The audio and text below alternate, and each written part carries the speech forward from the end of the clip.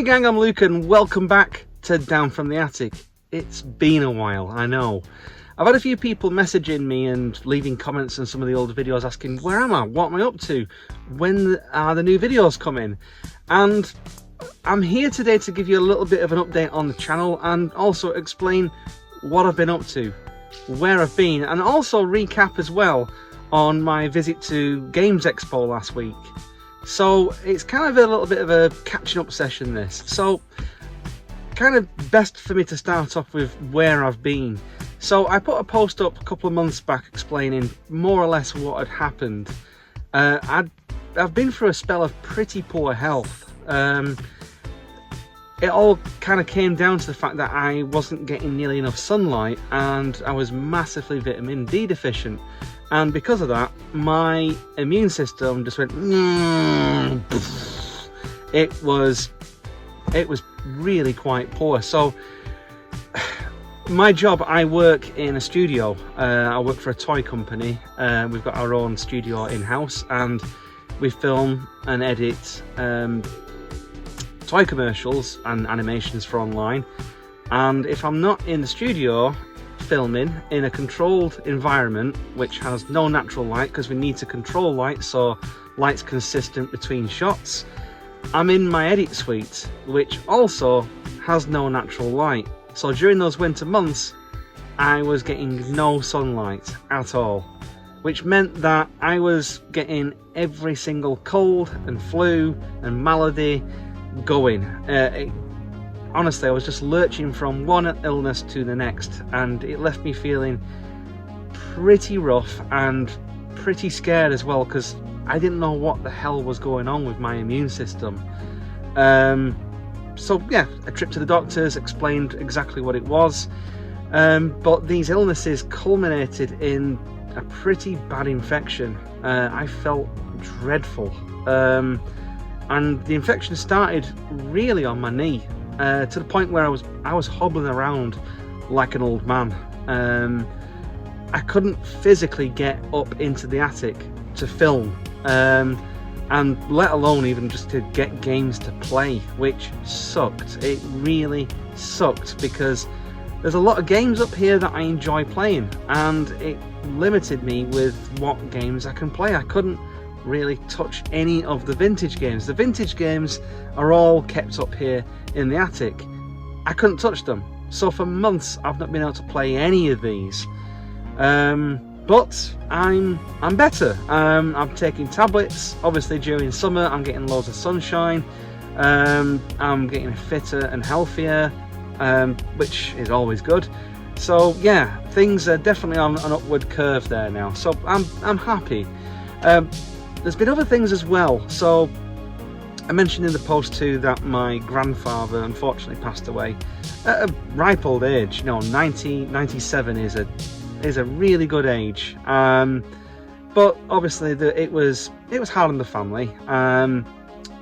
Past couple of weeks, my cat, who's 18 years old next week, was quite poorly, but she's doing better now.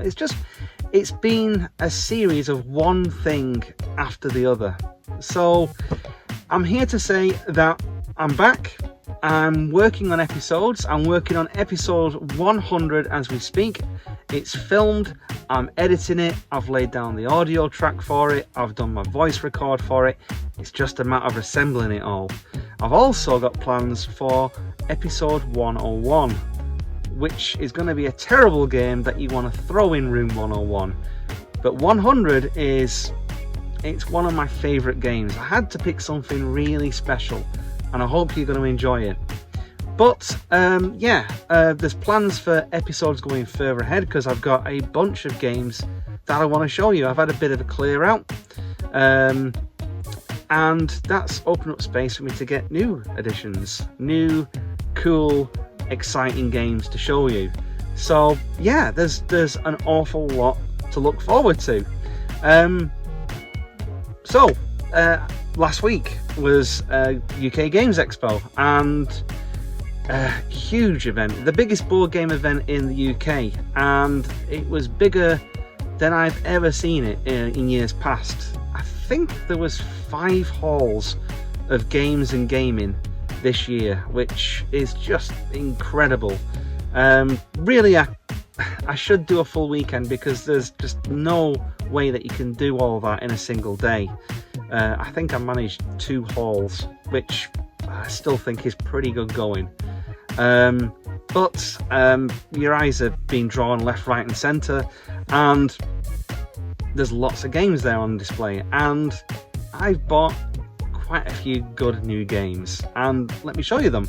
So the very first one that I picked up was Stomp The Plank, and this is a goofy little children's game, but definitely can be enjoyed by adults. We saw an extra large version of this being played, and there were kids shrieking and giggling at playing this, and we're like, wow, this looks so much fun. And it is. So you've got these little pirate elephants, and you're bored.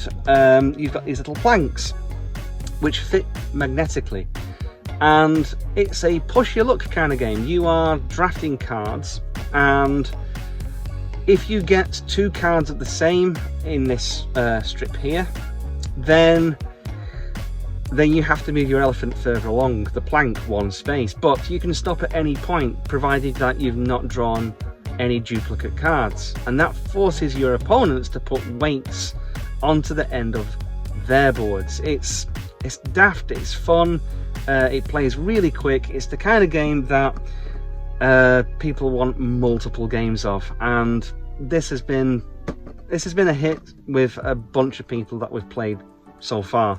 Yeah, Stomp The Plank, really enjoy this one, and I will be getting around to reviewing this soon.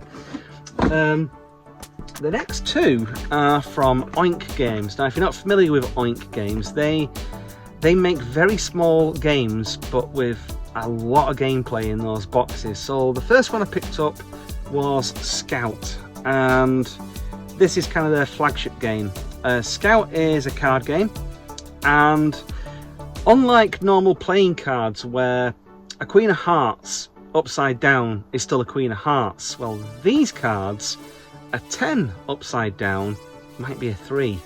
So depending on how you pick those cards up and how you fan them out is going to be completely different, and you only get 1 opportunity in the game to flip your deck over. So you might lose really good value cards for some really poor ones, and vice versa.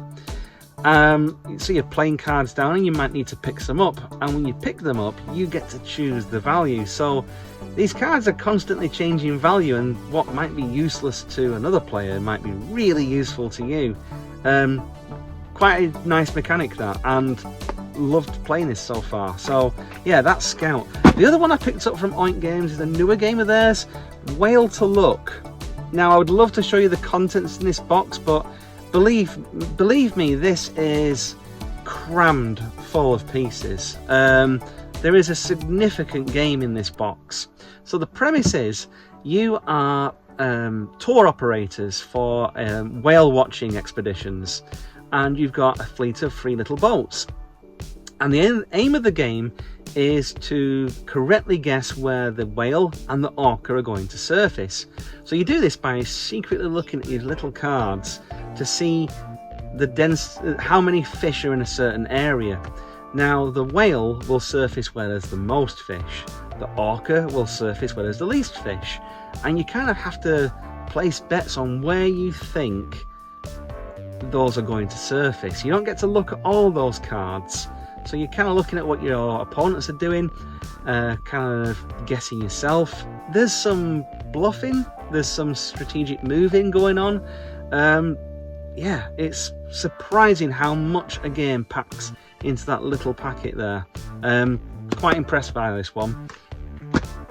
This is a game that I've been after for quite a while.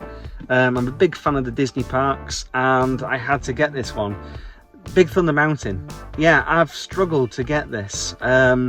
It's not been easy to get in the UK for some reason, but yeah, it's based on the Thunder Mountain ride at Disney World and Disneyland, and the reason why I wanted it is because it's got a 3D board similar to Fireball Island, but with this game you're trying to amass the most amount of resources, mine for gold and ore, and there's some nice mechanics with the minecarts as well. So if you land on a place with an opponent's minecart, that gets bumped forward, but if that one bumps into another one, the one ahead gets bumped forward, and you end up being in different mines where you might not get as good resources as what you'd first initially planned. But yeah, not got this one to the table yet. Really looking forward to playing it though, because yeah, it's been about 2 years hunting for this, so very happy to have this one in the collection. A couple of vintage games now. So the first one, I've been after this one for quite a while, and surprisingly expensive game to get hold of. It's Nightmare, and for the American and non-UK viewers who have no idea what this is, and also anyone who's basically under the age of 30, Nightmare used to be this TV show from like late 80s to, let's say, mid 90s, and it was a virtual reality Dungeons and Dragons experience for kids. One kid would wear the helmet and be actually going through the dungeons, whereas the other 3 kids, they'd have to guide him through. This kid couldn't see what he was doing, so the other 3 would be guiding him, going left, left, left, turn 90 degrees to the left, forward, forward, all that kind of stuff. Getting through challenges and puzzles, and this is a board game based on that TV show. I've been after this for ages, and I saw this at the con at a really, really stupid price, and I had to have it. I haven't played it yet. I've heard mixed things. Who knows? It could be good, it could be bad, but looking forward to getting this one to the table. The other vintage game I picked up, is one that Bernardo and Matt have both recommended to me. They say it's one of the best Waddington's games. It's Little Green Men, and yeah, played this 2-player so far, and I suspect it's probably better with 3 or 4 players. Reason why? So you've got this alien spaceship, and you've got 2 investigators who are trying to capture aliens and take them back to their jeeps. And when you get to the spaceship, you spin a spinner on the top and it can free an alien, or it might even capture one of your investigators. Or you might get one of these cards, and these cards are where the sneakiness comes into the game. You can use these cards to move aliens free around the woodland. And if an alien's being escorted by one of your opponents, you can make that alien waddle off and then snatch him for yourself. Let your opponents do all the legwork and then steal it from them. Yeah, I can imagine there being a bit of cutthroatness to this with some more players. Looking forward to giving this a proper go. Another game I picked up, which was highly recommended, it's won a bunch of awards, is Heat. Obviously it's a racing game. It's by Days of Wonder, and yeah, I'm in love with this game. I really am enjoying it. It has 4 tracks. The boards are double printed, so you've got 4 tracks to pick from, and the mechanic in the game is wonderful. You are kind of pushing your luck a little bit. So there's this system where you shift through gears, and the higher the gear, the more cards you get to play and you get to move faster. Only being in those higher gears makes you put heat from your engine into your draw pile, and those heat cards are pretty much useless. They give you less options in order to be able to maneuver. So how do you get rid of these? Well, you shift down into lower gears, which allow you to cool and get rid of these heat cards. So it's constantly balancing this mechanic to get yourself around corners and move fast and slipstream. There's a lot to this game. There's a tournament mode. I've not even played tournament mode yet, and I've only really just started messing around with the different weather mechanics, but from what I've played so far of this, I have loved it, and it's been a big hit as well with the people who've played it with me.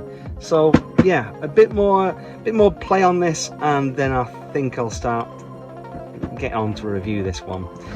The last game that I bought at Games Expo was that Escape the Dark Sector. Now, I've actually had this game for a couple of years. Those of you who grew up in the 80s and remember Choose Your Own Adventure books will be right at home with this game. You are working as a team to escape the Dark Sector. It's this spaceship full of perils and monsters and cyborgs and punk cyber, gangs. It's fantastic. It's like Pulp Fiction science fiction. It's great. So you're rolling dice and you're deciding as a team who goes into the next room, who deals with the next challenge first, and it's quite a cooperative fair. The art style is just beautiful. It's all black and white, and the way the game runs is you've got different cards for the different challenges. Every card is illustrated, and you shuffle 15 of these cards together to form your story. So there's a different story each time you play, different challenges. There's hundreds of these cards. So if I've had this 2 years, why do I bring it up now? Well, Themeborn, who make this game, were at Games Expo, and I picked up Expansion Pack 1, and Expansion Pack 2, and Expansion Pack 3, and the big beautiful box to put everything in. So those boxes before were empty, and this holds everything, the whole of Dark Sector, and man, that box is just gorgeous. Not had chance to play this one yet with the new expansions. Had a good read over of it, and I am eagerly looking forward to playing this. One of the really cool things about this game, I'll have to show you this. Ooh. It comes with a soundtrack on cassette. Yeah, it's all sort of moody synthwave. It's fantastic. So yeah, I want to get some mates over. I want to put the soundtrack on. We're gonna have an 80s sci-fi adventure in the Dark Sector, and that's all the games I've bought. But there's more. There's more games that I've picked up in the interim months that I've not shown you. So there's a lot to stick around for. I hope to get the new episodes out very soon. Like I say, I'm working on them. The dialogue's recorded, filming's done. It's just piecing it all together. Episode 101, I've started filming, so that should be coming along pretty hot on the tails of episode 100. So yeah, that's a bit of a channel update, showing you the games I've picked up, and all I've got really left to say is I'm Luke. Thanks again for watching, and I'll talk to you again soon. Take care, guys.